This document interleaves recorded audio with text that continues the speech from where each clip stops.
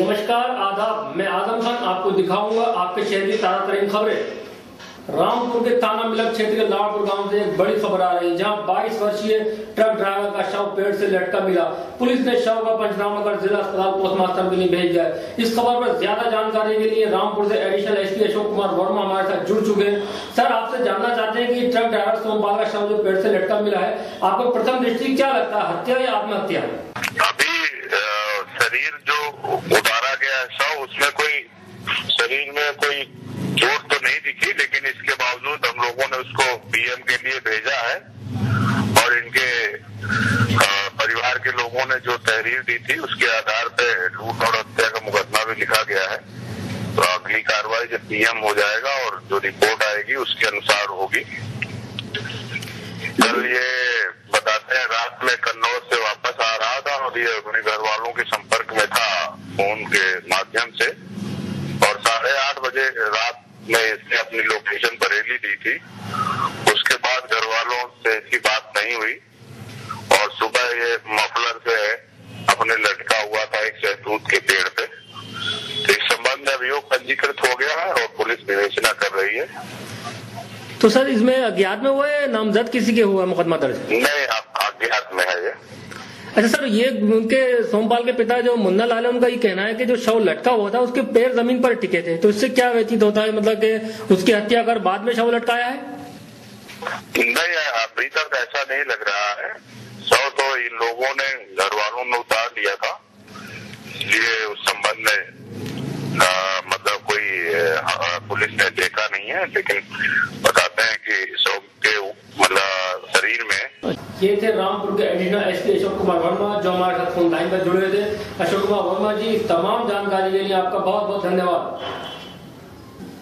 आइए अब रुक करते हैं दूसरी खबर की ओर। आज के इस दौर में खून ही खून का प्यासा हुआ है। खून के रिश्तों की अहमियत अपनों के दिलों से खत्म होती जा रही है। आज के इस दौर में सिर्फ पैसे की ही अहमियत है।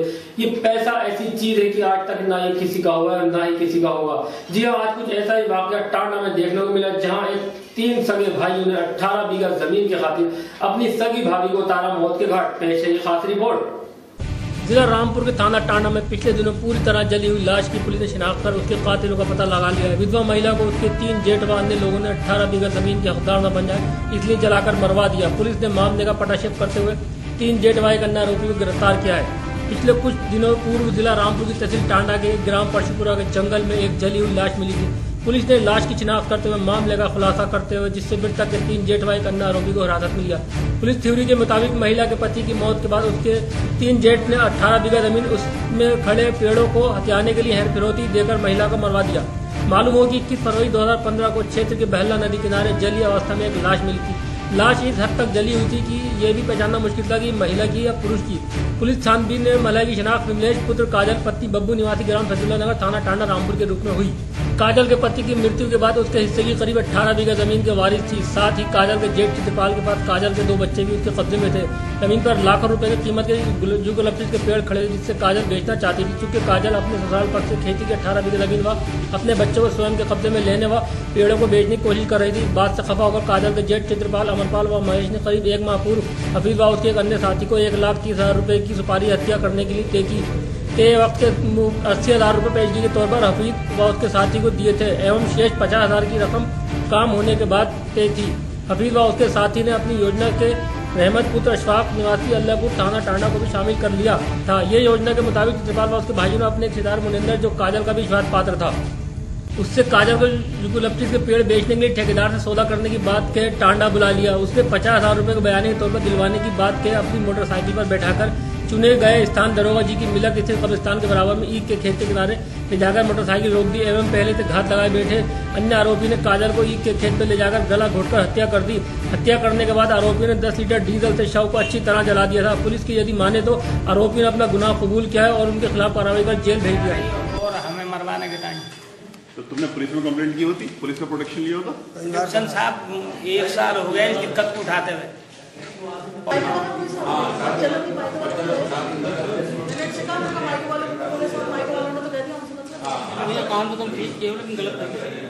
थाना टांडा के परसपुरा जंगल में एक महिला का जला हुआ शव मिला था नदी के किनारे। और वो अत्यधिक जला हुआ शव था। उसमें उसकी पहचान नहीं हो पाई थी कि ये पुरुष है या महिला। मेडिकल में उसके शरीर से एक अंगूठी और एक बिछिया बरामद हुई थी, मिली थी। तो उसके आधार पे उसकी पहचान कल हुई कि ये बिमलेश उर्फ काजल है, जो वहीं टांडा में फैजुल्ला नगर में ब्याही थी बब्बू उर्फ पदम सिंह के साथ। और इस महिला के उसी गांव के एक व्यक्ति सुभाष के साथ अवैध संबंध थे, जिसकी वजह से सुभाष ने अपने मित्रों के साथ मिलकर बब्बू की पिछले साल हत्या करवा दी थी मुरादाबाद में।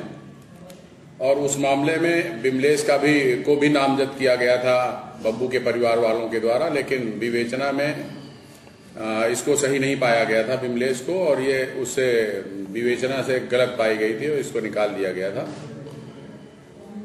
और इस महिला को बुलाया और इसकी एक आदमी हफीज नाम का है, उसको इन्होंने 1,30,000 की सुपारी दी मारने की, और एक नियत स्थान पे बुला के इन लोगों ने उसको मार दिया। और इसके बाद उस स्थान से लगभग 1 किलोमीटर दूर नदी के किनारे ले जाके तेल डाल के इसको जला दिया था, और इतना ज्यादा जला दिया था कि उसका करीब करीब पूरा बदन जल गया था। 90% 95% बदन जल गया था, इसलिए इसकी पहचान नहीं हो पाई थी। इस मामले में हम लोगों ने हफीज सहित इसके 2 जेठ चित्रपाल महेश, हफीज और रहमत अली को गिरफ्तार किया है। अभी 3 अभियुक्तों की तलाश की जा रही है और इन्हें आज जेल भेजा जा रहा है। अभी के लिए बस इतना ही। कल फिर मिलेंगे नई ताज़ा खबरों के साथ।